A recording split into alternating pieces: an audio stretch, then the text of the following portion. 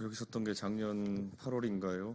9월인가요? 거의 반년이 지나가지고 다시 서게 되니까 기분이 묘하네요. 하지만 지금 이 정당은 국민의 세금만 지원받고 정작 국민의 의사를 지도자 선출에 반영하지 않는 방식으로 국민 다수의 선거권을 제한했습니다. 그리고 누군가가 자유롭게 출마하려고 할 때마다 커다란 손이 나타나서 큰 채찍으로 때리고 그 뒤를 따라서 그걸 보고 달려든 하이에나들이 연판장으로 물어뜯으며 피선거권의 권리를 박탈하였습니다. 회의실마다 김영삼 대통령의 사진을 걸어놓고 민주화를 숭상한다고 하는 정당에서 처음 해보는 경험입니다. 그런데 처음 해보는 경험이지만은 저는 어디선가 한 번쯤은 겪어본 것 같은 미약한 기시감 속에서 불현듯 떠오른 이야기가 있습니다. 아마 저만이 가지고 있는 기억이 아닐 것입니다.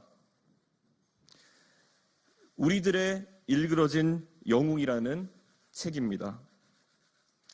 1987년에 쓰여진 이 책을 제가 채 10살이 되기 전에 재미있게 읽었던 기억이 있습니다.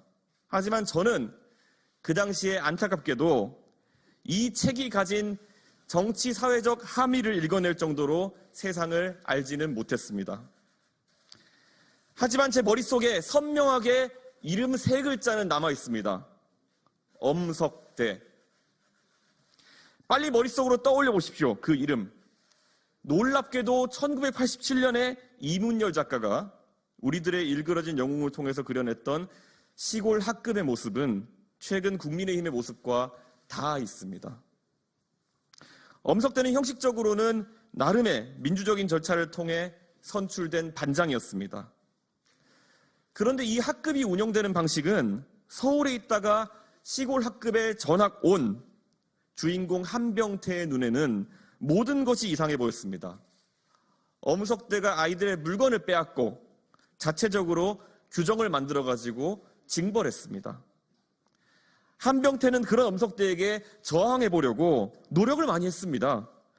분명히 잘못한 것은 엄석대인데 아이들은 한병태를 내부 총질러로 몰아서 괴롭힙니다.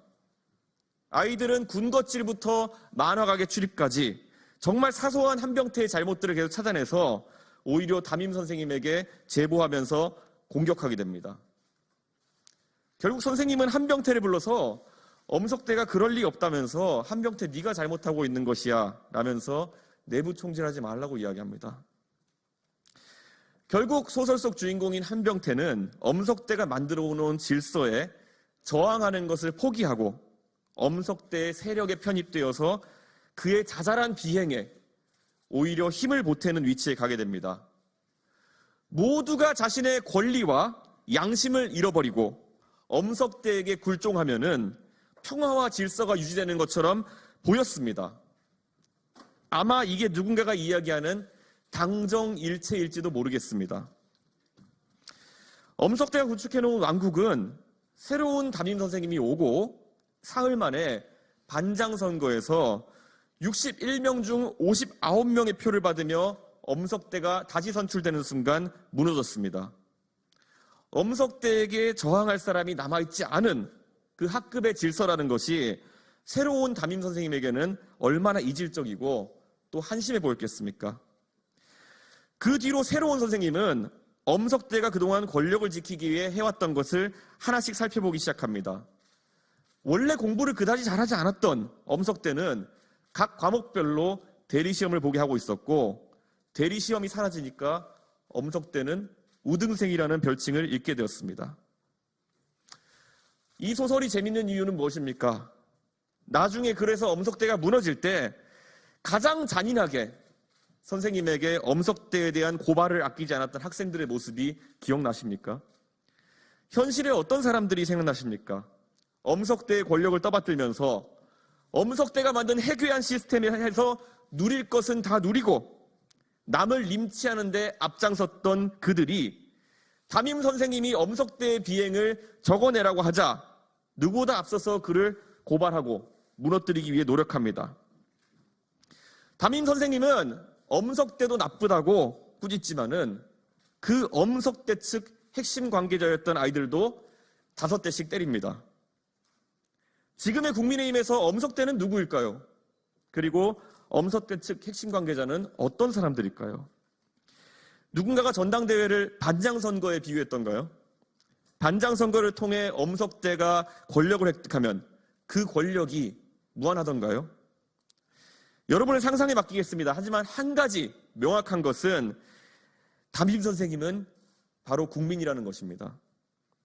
원래 담임 선생님은 엄석대의 비행을 어렴풋이 알면서도 엄석대가 만든 시스템을 유지해야 본인이 편하다는 이유로 그 과정에서 희생되는 권리와 고통받는 소수의 희생을 오히려 탄압했습니다.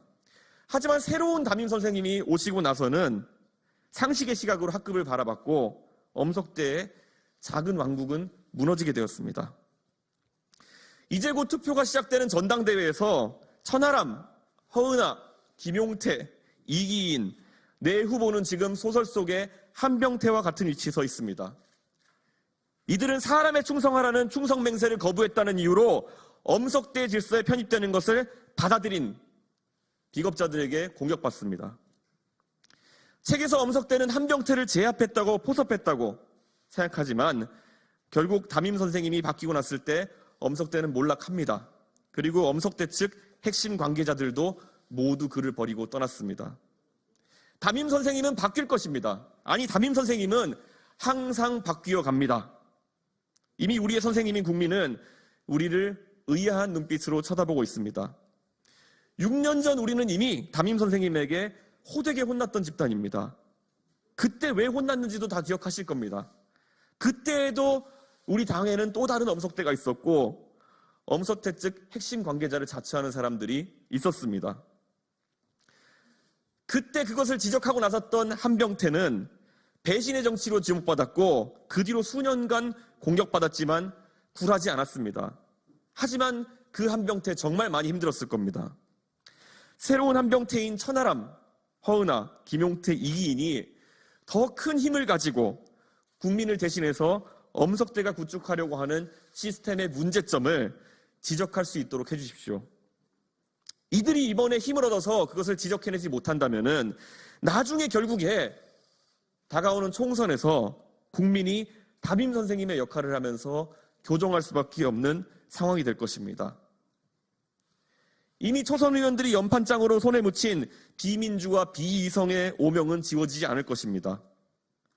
정당이 국민들에게 민주를 외치기 부끄러운 상황이 되었을 때 정부 수립을 이끌었던 초대 대통령도 그 영광에서 민주라는 절차적 정당성이 사라졌을 때 동상이 끌어내려지고 망명을 가야 하는 불명예를 피하기 어려웠습니다.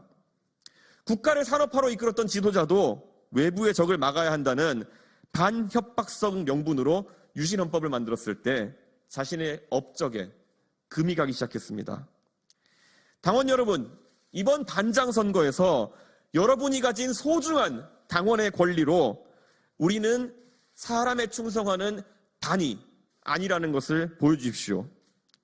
엄석대가 만들어낸 알량한 질서가 아니라 보편적으로 타당한 정당 민주주의와 자유가 우리의 그뿐이라는 것을 꼭 보여주십시오.